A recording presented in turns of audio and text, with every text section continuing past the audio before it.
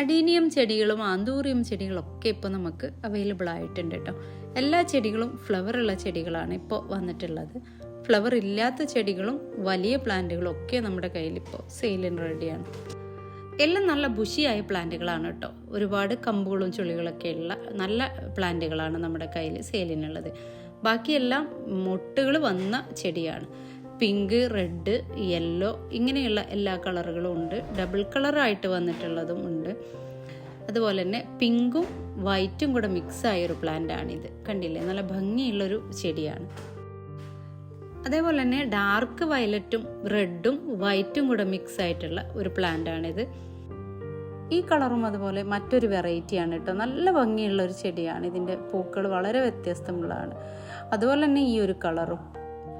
പിന്നെയുള്ളത് ഈ ഒരു ഡബിൾ കളറാണ് കേട്ടോ. നല്ല ഡാർക്ക് പിങ്കും വൈറ്റും കൂടെ ചേർന്നത്. പിന്നെയുള്ളത് ഈ ഒരു ലൈറ്റ് പിങ്ക് ചെടിയാണ്. ഇതിൻ്റെ ബോളും നല്ല വലിപ്പമുള്ള നല്ല വലിയ ചെടിയാണ് കേട്ടോ. പിന്നെയുള്ളത് ഈ ഒരു വെറൈറ്റി കളറുകളാണ്. ഇതിൻ്റെ ലീഫുകൾക്ക് വ്യത്യാസമുണ്ട്.